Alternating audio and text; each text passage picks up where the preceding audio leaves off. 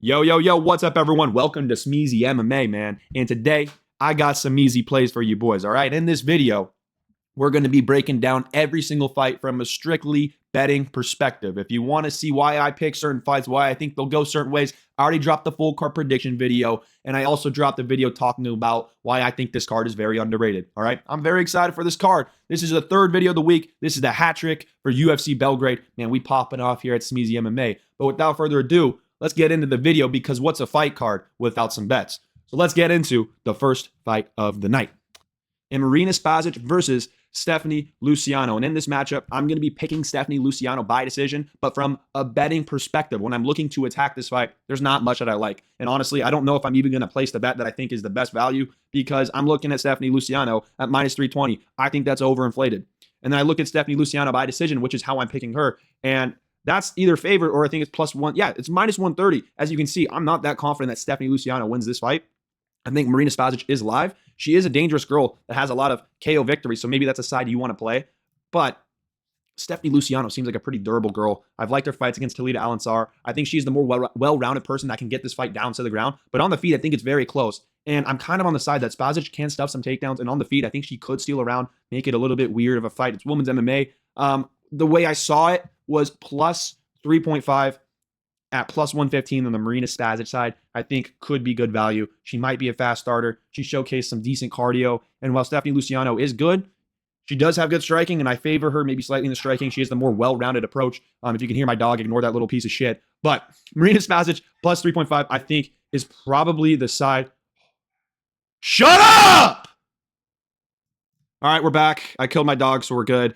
Marina Spasic, though, plus 3.5. At plus 115 odds, I think makes sense. I'm picking Stephanie Luciano to win, and I do think that there's a very real world where Marina Spasic starts out pretty hot, gets one of the first two rounds, and I do think that she is a striking and solid enough takedown defense to keep this on the feet. She also has a lot of power, which Stephanie Luciano will more than likely have to respect. If you go here in the regional scene, we see a lot of KOs. Which is good to see. I ultimately just do believe in her striking enough, and I think that this is a close enough striking matchup to where home crowd cooking. If this goes to a decision, I definitely could see them being biased, giving her a round, and her just ultimately winning a round straight up. And I've seen some good takedown defense from her, like I said. So on the feet, I think she can get around. I think plus 115 is good value. Will I hammer it? No. And honestly, this is the first fight of the night. I'm probably not going to throw anything crazy at this. If I will throw anything on it, it's going to be maybe a quarter of a unit, if not south of that. This would literally just be a stimulation kind of bet. But fuck it. I think it hits. Why not? Let's move on to the next fight of the card, which is Jovan Leka versus Alexander Popek.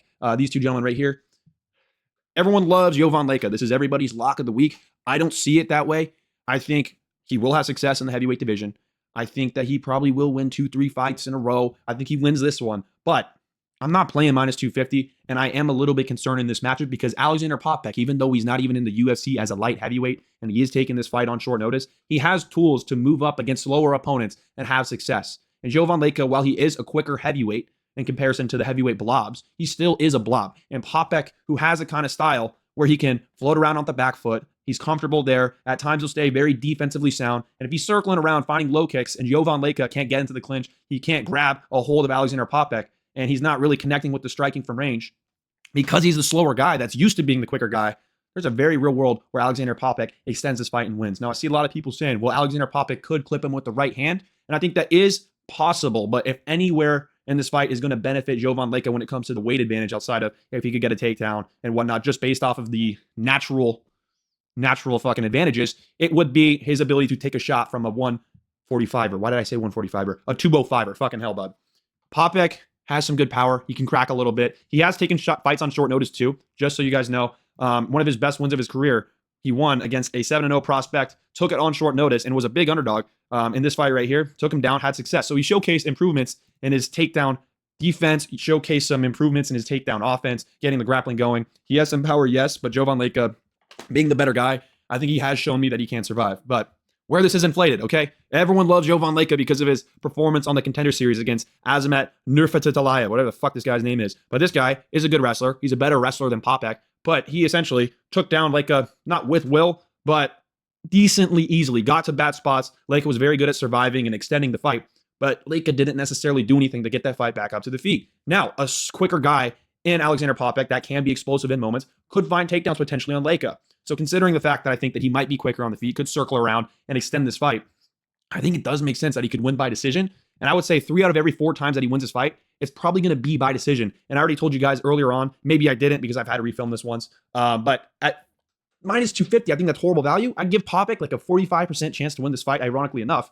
And the money line's decent value. But I think by points, if I think he wins 3 out of 4 times in this fight by decision, that's a 45% chance times a 75% chance, which is 0.3375. If you put that into a betting odds calculator, that's right around plus 195. Not perfect on the money, but very close to that. So if we go to betonline.ag and I'm looking at Alexander Popek plus 425, I think that's crazy good value. I really do think it's crazy good value. And if you're someone that's betting the Jovan Leka side, you think he's your lock, I would urge you just to put a hedge on Alexander Popek by points, because if this fight extends, it probably favors Popek unless Jovan Leka is just blob maxing on top. And once again, I do think Leka could win by points, KO, or submission, but that's another reason why I think it's hard to pinpoint the exact value on a prop for the Jovan Leka side. So Alexander Popek by points makes sense. What is plus 3.5? Plus 100? Maybe that makes sense. I don't know. I think if he gets around Alexander Popek, at least, if he gets around, he's more likely to get maybe 2. Maybe not. Maybe that's not true. I could see this being a very close fight. I do think Jovan Leka wins. I picked him by decision. I'm kind of thinking maybe I should pick him by KO because if he wins, maybe it's most likely like that. But Popek did take this on short notice. This has been a pretty in-depth breakdown for a Balab in the low-level light heavyweight. But just from the betting perspective, if you like Leka on the money line, just consider a hedge on Popek plus 425. I will be playing something on it. It's going to be a very small amount. Okay, let's move on to Nina Milosevic versus Haley Cohen. All right. Haley Cohen is not good. She's been finished in many of her fights, right? So with that information, you can play this fight in a couple of ways. I think that Nina Milosevic will find a finish in this fight. And if you look at her regional tape, she's fought some good opponents. And I think maybe some opponents that are better than Haley Cohen and even finished some of them. As you can see, she's got a bunch of KO victories. Well, when I say a bunch, that's a lot for a woman. And she's got 2 submission victories. Some wins by decision as well. But ultimately, she's pretty well-rounded. Haley Cohen, not a great striker. Nina's the better striker, the more dangerous striker. Haley Cohen's been submitted multiple times, 3 times throughout her career. Let's click on the Haley Cohen profile. Man, I do that right now, man. I have not jerked off all week, and that shit's looking good. But 3 submission losses, 1 KO loss against a dangerous opponent in Nina Milosevic. I think Milosevic can KO her on the feet. I think she can find a submission. I think what will happen in this matchup is Nina Milosevic will be having success on the feet. Haley Cohen will not like what she's seeing. She shoots in on a bad takedown, and Nina Milosevic will find a submission in round 1. So that prop alone is very good value. But I also recognize that she could find the KO, that she could find the submission, and it's a little bit dicey. So what I ended up playing is available on this sportsbook here. I'm imagining it's on betonline.ag as well.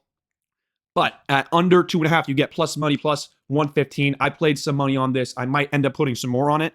And this is also just a fun bet to sweat because you're cheering for a finish. Now, this is women's MMA, so you can never be that confident, but it's pretty rare where I do pick women's MMA fighters to win by finish. And when I do, I'm usually pretty damn good at it. So the tape tells me Cohen could get KO'd on the feet. It tells me she could get submitted on the ground. And it tells me that Haley Cohen is not good at fighting. So with that being said, man, we're going Nina Milosevic. I'm going under 2.5 rounds. And I might sprinkle round 1 submission plus 425. It was earlier in the week, around like plus 500. And I was going to play it then, but my book didn't drop it early enough. So you live and you learn. It is what it is. I think it's worth a sprinkle if you want to play that. I think if anything, the play that I'm telling you to play is under 1.5 or under 2.5 for plus 115. So without further ado, let's move on to the next fight of the night between Mateusz Rebecki versus Kyle Prepolak. And I have nothing sexy for you guys, okay? People have bet the juice out of Mateusz Rebecki.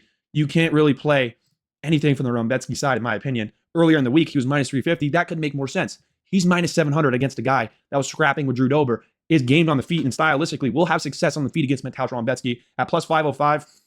Mateusz Rebecki, who doesn't hit as hard as a Drew Dober, arguably, I think his power is a little bit overrated. I'm not going to bet the over 1.5 because Rebecki can't find the takedowns. He can't find the finish on the ground. There's nothing I'm super confident about in this fight outside of the fact that plus 505 is crazy. And if you're going to play this fight just based off value, based off juice, I think that's probably the best play. You know what I mean? Prepolak does have good cardio, but I don't know if I'm going to be placing a flyer in like round 3 if Mateusz Rebecki like gasses out trying to find a finish that he doesn't find.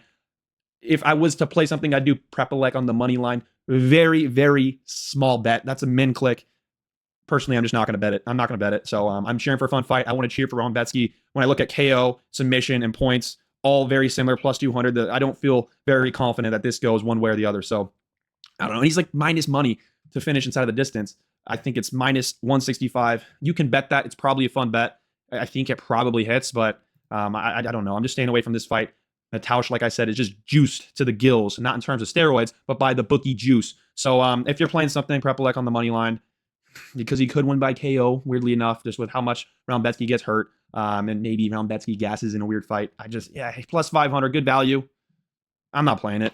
Next fight, Bogdan Grad versus Dennis Bazooka. All right, how deep are we into this video? A little bit too deep. All right, Dennis Bazooka, underrated. I think his chin issues are massively overrated. I think he can take a shot better than people will say. He's been KO'd by the guys you're supposed to get KO'd by. By guys, Bogdan Grad probably gets KO'd KO'd by for the most part. Let me double check this though.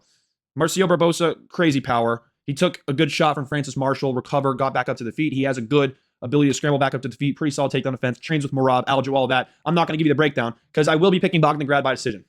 But I'm not super confident that's how he wins. And it's also like plus 170, plus 180. And when I'm looking at that, I don't love it. Plus 165.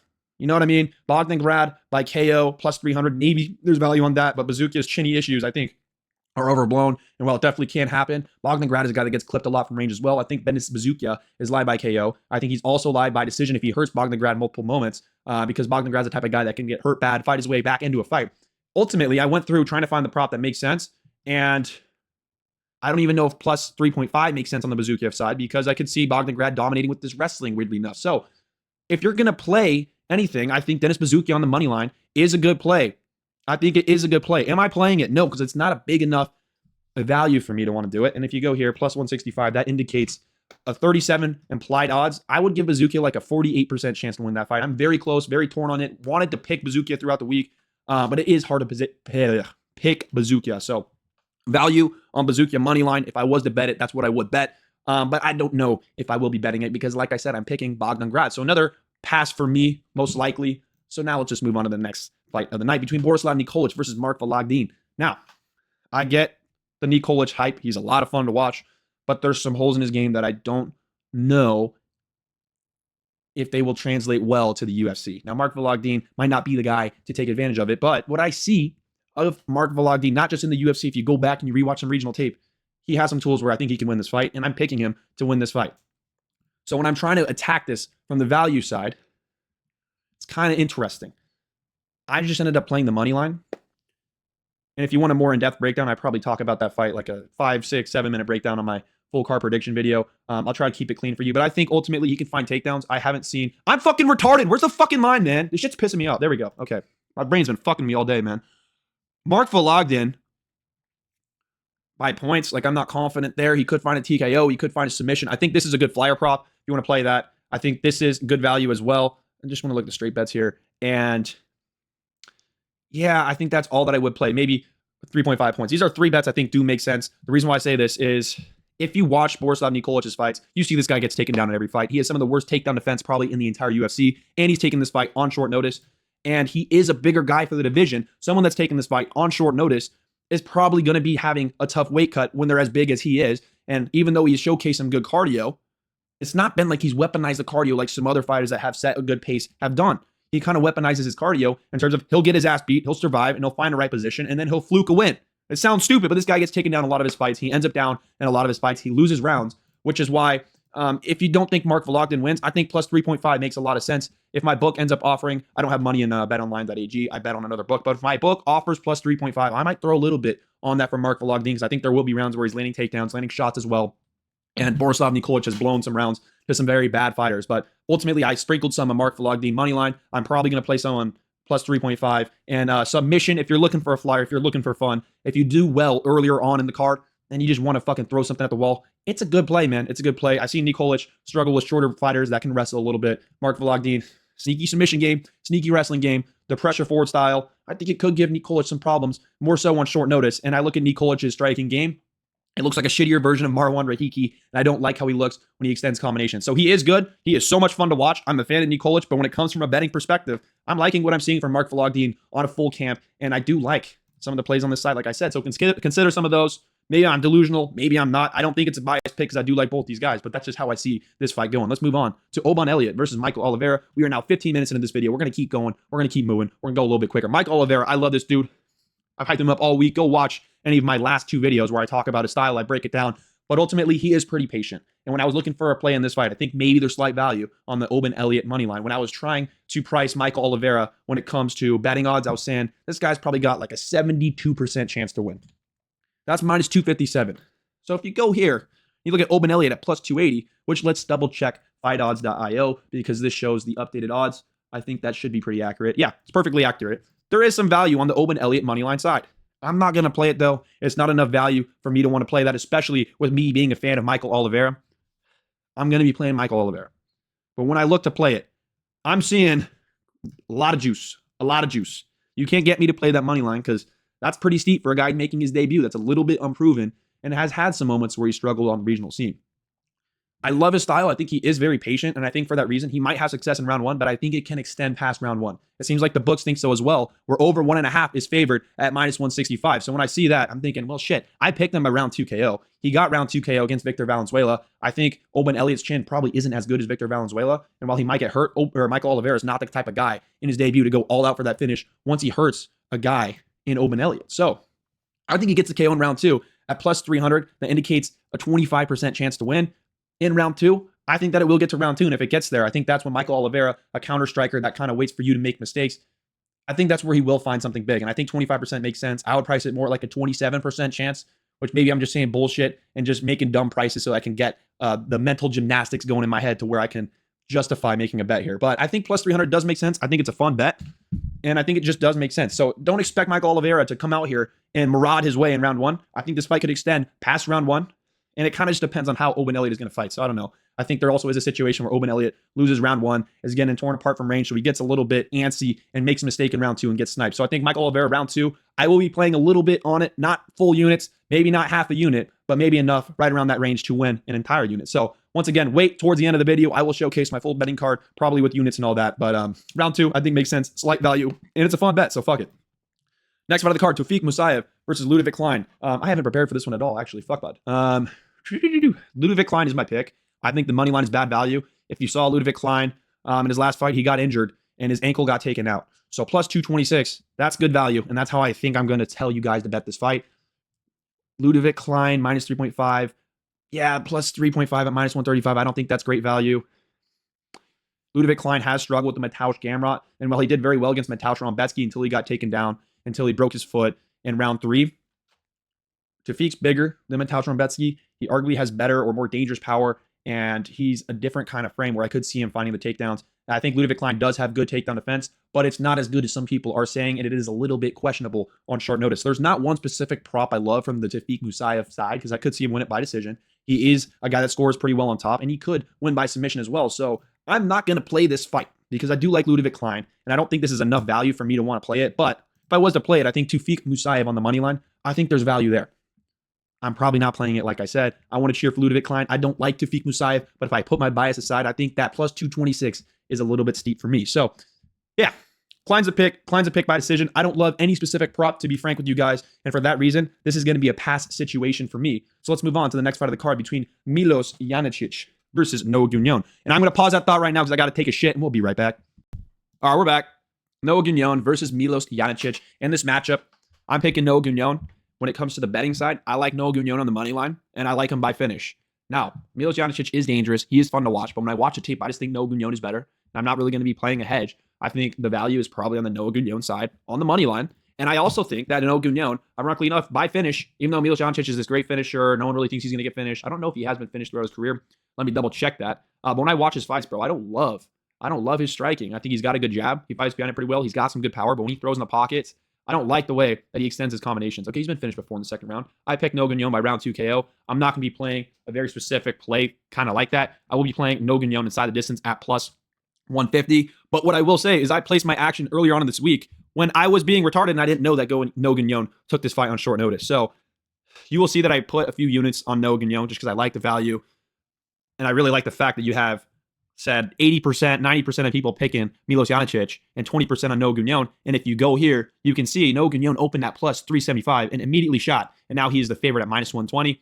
When you see that, that means that books respect the action. And not only do they respect the action, that means sharps are on it as well. And I've seen some good MMA minds coming to the same conclusions that I have, that Noah Gagnon, this shadow of a man right here, because the UFC website is fucking retarded, is a good fighter. And I like the way he extends combinations more than a Milos Janicic. And he's more well-rounded. I think he could get takedowns too. I think that that's a prop that's plus money. That's a very good prop worth betting. But in this matchup, I think Noah Gagnon inside the distance.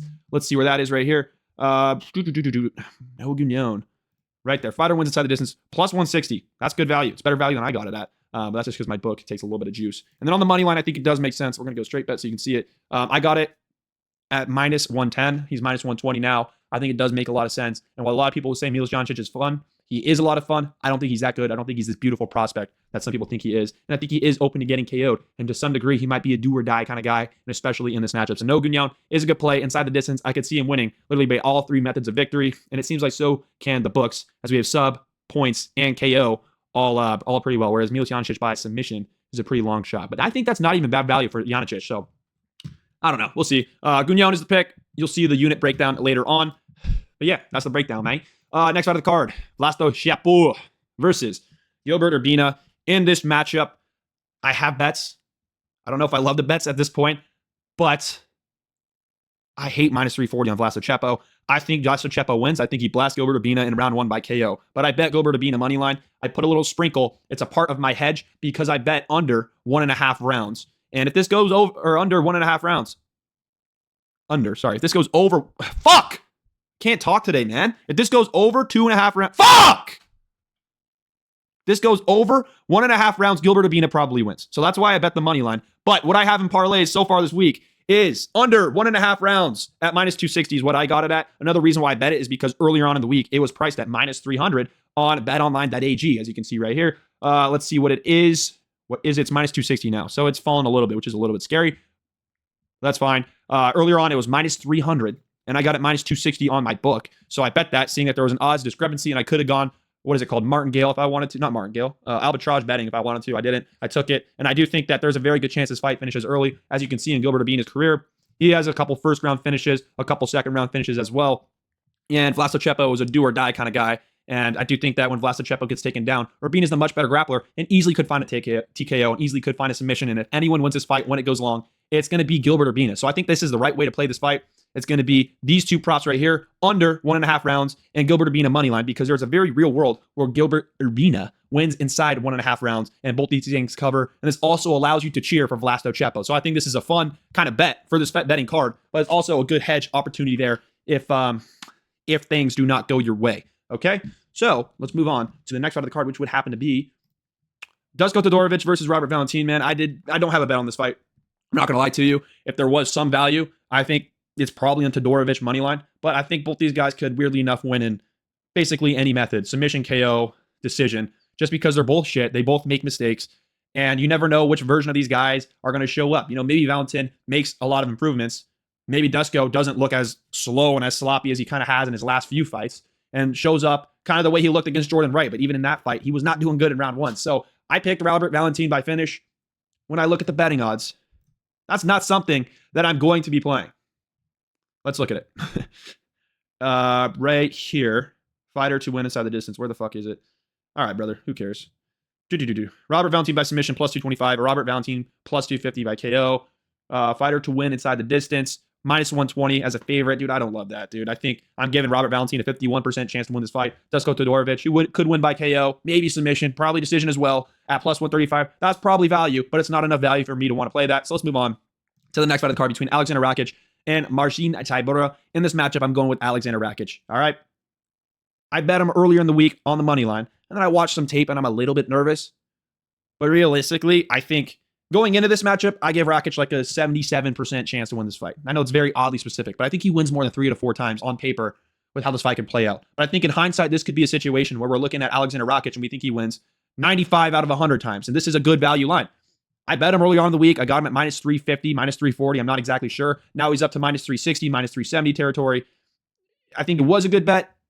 I don't know how much I love it, though. And another thing I will say why I didn't mind placing the bet is because he was one of the last legs on the card. So if I wanted to hedge it, I think that's a good hedge. And I think before the fight, Marcin Tybura will become a bigger underdog because everyone's going to be laying the hometown favorite in Serbia, betting him more times than not that does happen. So I bet Alexander Rakic on the money line. I know some people like him by finish. I picked him by round 3 finish, but I'm not confident that he finds a finish just because you can see him decision maxing guys like Volkan Ozdemir. Even on the come up, he wasn't this sexy fucking killer, but he does have a good frame for the heavyweight division. I think he should win this fight. If you're looking for a parlay piece, minus 370 is like right around that range where I don't think it's value anymore, but it's not the worst parlay piece in the world. but I'm getting scared of it. Scared of it all of a sudden. I'm just getting scared of it, man. I am. It's Alexander Rakic. I think the chinny issues are a little bit overblown. Getting KO'd by Yuri Prohaska makes sense. I know you got KO'd from a jab from Azamat Murzakanov, but Azamat has great power. And a lot of times these guys that are southpaws, their jabs hit a lot harder than jabs from just an orthodox fighter because they're typically right-handed. So they're jabbing with their strong hand, and he caught Rakic in a bad moment, and Tybura doesn't have the striking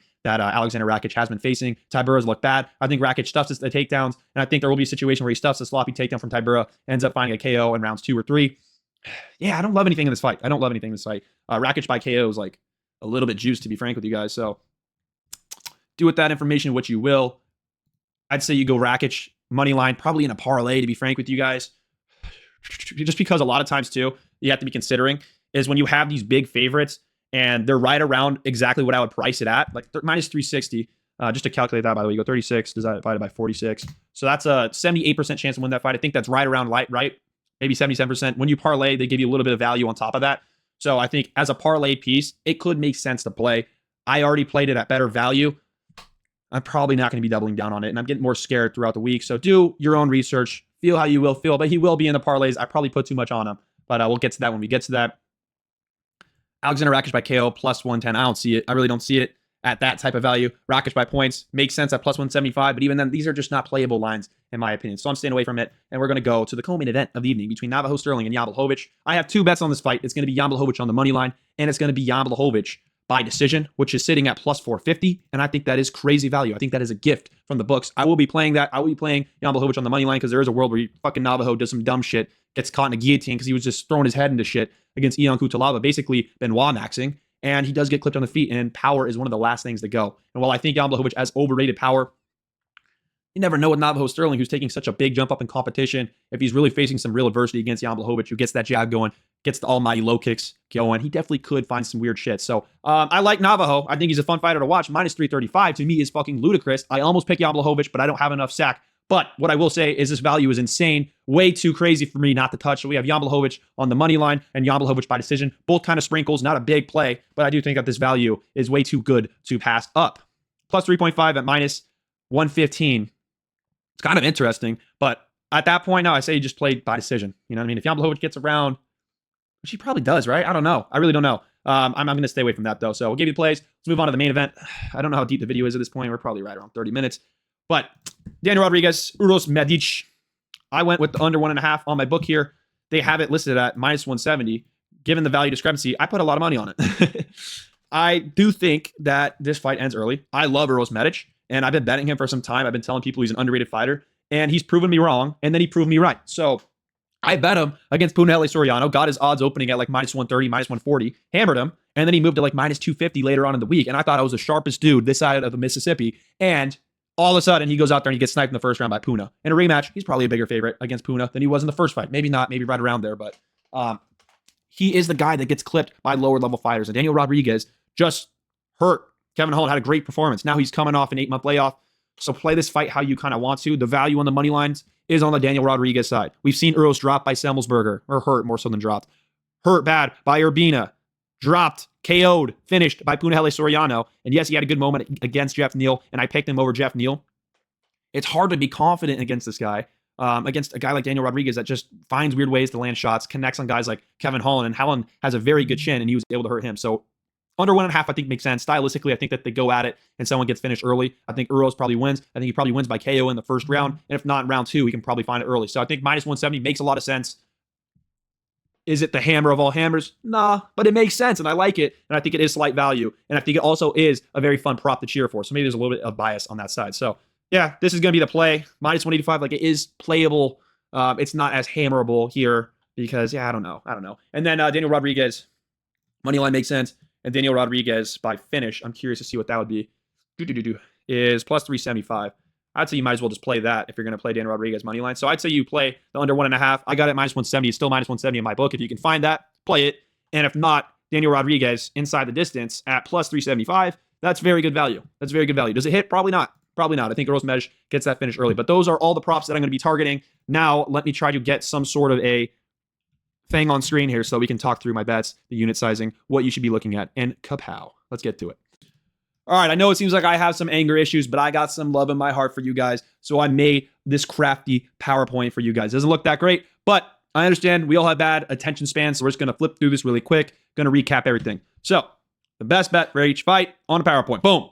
Marino Spazic, Stephanie Luciano. Marino Spazic, plus 3.5 at plus 115. I'm not going to hammer it. Decent play if you want to play something on this fight. Alexander Popik by decision. I will be playing this. I think Jovan Leka wins, so once again, small play. Nina Milosevic versus Haley Cohen, under 2.5 rounds. Nina Milosevic probably finds a finish early. I like this. This is probably one of the bigger plays so far, but still not a hammer. Once again, I will be placing my unit sizes at the end of this video, right after this PowerPoint, so stay tuned. Mateusz Rombetsky versus Kyle Prepolek. I took Kyle Prepolek money line. I don't know if I will be betting it, because even at plus 500, I'd rather cheer for Rombetsky, and while it is good value, Mateusz Rombetsky probably wins this fight. Next fight is Bogdan Grad versus Denis Buzukja. I took Buzukja money line on this. I'm not going to play it. Once again, I think it's great value. And if you want to play the value side, I think Buzukja money line has a lot of value. I think there's a lot of people betting the Bogdan Grad side. The books need Denis Buzukja. And if you want to ride with the books, Buzukja has some value on the money line. All right? Boom. Mark Vologdin versus Borislav Nikolic. I'm picking Vologdin. I bet the money line. I didn't hammer it. I'm probably going to be betting plus 2.5. I think he will get around stylistically. Nikolic gives up a lot of rounds. And then Mark Vologdin by submission as a flyer. He's probably going to land takedowns in this fight, in my opinion. He has some subs on the regional scene if you watch it, and he does like to get the wrestling going. So I think plus 1,600 is good value. You've seen Nikolic sub before. He's actually been subbed by Brad Katona. Next fight of the card, Owen Elliott, Michael Oliveira. I'm betting Michael Oliveira in round 2. This should say plus 300. Sorry about that. Next fight of the card, Ludwig Klein versus Tufik Musayev. I'm not going to personally be playing this, but in terms of the value side, Tufik Musayev, money line, plus 225. It's good value. I'm not playing it because it's not enough value for me to want to play, but if you're looking for a play, there you go. Milos Janicic versus Noah Gugnon. Now, I like Noah Gugnon. I did play the money line. This is one of my bigger plays, and I played him inside the distance as well. I went too big on it, though, because I bet it earlier on in the week, and now I figured out that this is on short notice. Does it make me much less confident? No, but does it matter? Yes. Once again, wait to see my unit sizing. Moving on, Vlasto Chepa versus Gilbert Urbina. Under 1.5 rounds at minus 260, I think makes sense. And then Gilbert Urbina on the money line. I think it's a good hedge for under 1.5 rounds, where I'm not going to be playing it as much. But if it goes over 1.5 rounds, Gilbert Urbina probably takes this one. All right, next fight. Dusko Todorovic versus Robert Valentin. I'm not placing this bet. I think there is value on the Todorovic money line side. Robert Valentin is unproven. I think he does find a finish, but that's minus 120. I couldn't find value anywhere on this board, so I put this just because if you want to play a side, I guess you get slight value. This is close to a 50-50 for me. Not worth a bet in my opinion. And once again, I warn you guys, betting low-level fights, it really fucks with your head, so don't do it. Moving on. Alexander Rakic versus Marcin Tybura. I took Alexander Rakic on the money line. I got him around minus 340, I want to say. I think he's moved a little bit, but I think it does make sense. Marcin Tybura, though, I swear, the more I watch Marcin Tybura just moving around throughout this week, blobbing around during the face-offs, it's making me scared that Rakic is just going to do some dumb shit because it is hard to trust him. But he should be the much better, much more technical fighter, and he has a good frame to move up to the heavyweight division. So minus 340 to me does make some sense, especially in parlays. All right, Jan Blachowicz versus Navajo Sterling. Jan Blachowicz on the money line, crazy value. I'm not picking him to win, but that's crazy value. And Jan Blachowicz decision plus 450 is even crazier value. I will have bets on both of these things. Not big bets, but we're touching it. All right, main event, Uros Medic versus D-Rod. And in this matchup, I took the under 1.5 rounds. I'm not going to take the Uros Medic round 1 KO because I'd rather take under 1.5 rounds. I like the idea that this could go into the second round and Uros could find the KO early and our bet could still cash. And D-Rod is a guy that has some good sneaky power, hurt Kevin Holland multiple times, and Holland has a great chin. And Uros has been dropped by Gilbert Urbina, hurt badly by Matthew Sambelsberger. He's been KO'd by Punahele Soriano. He's a do-or-die guy, finish or be finished, typically very early on, and this should be a matchup where he's trying to get a fucking statement win in the main event. In Serbia, in his home crowd, and Daniel Rodriguez is coming off 8 months of jail time where he said he lost 15 pounds of muscle mass. I like under 1.5, and you're going to see how much I put on it. So without further ado, let's get into the unit sizing. All right, as I promised, here is the full UFC Belgrade betting slip on the left side. As you can see right here, it showcases how many units I have risked. It's ordered from top where the most units are risked to the bottom where I risked the least amount of units. And on the right side, it showcases how many units I would potentially win if the bet were to hit. Okay? And also you can see a bunch of gay flamboyant colors on your screen. My apologies about that. I promise you I am not gay. And this definitely will not help the allegations, but there is an actual purpose for them. Whenever a fight is highlighted green, you go back down, you see another one highlighted in green. That's because I have multiple bets on that fight. As you can see here with Chepo Urbina, I have under 1.5 rounds and 2 parlays. And then also down here, I have action on that fight on Gilbert Urbina's money line. So keep that in mind. Let's just jog through these fights really quickly. And I'll talk about some of the unit sizing. Noah Gunyan at 3.28 units. I think I probably put a little bit too much on this, to be frank with you guys. I bet it earlier in the week when I didn't know that he took it on short notice, and that changes things a little bit, but I still would play his money line. If I would change this, I might change it more towards like a 2.5 unit play, and I would still keep Noah Gunyan inside the distance. I still think this is good value. I still think he is much better than Milos Janicic, and I think he should find a finish probably around the round 2 range. And I think there's a pretty solid chance that he builds into this fight better than people are expecting. I'm not super high on Milos Janicic, and I don't love the cardio that I've seen from him either. So, biggest bet of the card. I'm not going to hedge it, even though Gunyan's now moved to like minus 120, simply for the fact, man, we won units last week betting on Ankalaev inside the distance and Patterson inside the distance. So we're going to let it ride. Going to let the fucking balls feel something throughout the week. You know, let's sweat a little bit, all right? And then 2.86 units here on Alexander Rakic money line. I think this is a fair price. And when you put it in a parlay for Medic versus Rodriguez to go under 1.5 at minus 170, which weirdly enough, my book is offering minus 170. If you go to betonline.ag, they're offering it at minus 185. So my book, I don't know if it's having a glitch or just an odds discrepancy. I'm getting that at very good value, where you can see right here, it's minus 185, and I got it at minus 170. So of course, I'm going to be playing that. Played it twice, actually. But Rakic minus 355. I think that is a fair line to play. I think that's right around what it should be. And when you put it in a parlay, books tend to give you a little bit of extra juice, a little bit of extra sauce odds to put you over the hump to make you want to put it in a parlay. So 2.86 units to win 2.94 units. Pretty big play here. I think it makes sense. I think it will hit. I do like Medic versus Rodriguez, like I already said. I also played it here, and I played it in a parlay with Chepo and Urbina under 1.5 rounds, minus 260 to win 1.69 units. I do think this will hit. And another reason why I do like playing 1.43 units here and 1 unit on it here is for the simple fact that I like my hedge in Gilbert Urbina moneyline plus 270. Because if this fight does go long, I think more times than not, probably 8 out of 10 times, that's a Gilbert Urbina fight. And at the worst case scenario in my head, I might be risking 1.43 units or 2.43 units. But if Urbina wins by decision or wins in late round 2 or round 3, I still get 1.54 of those units back. So that's the way I played that fight.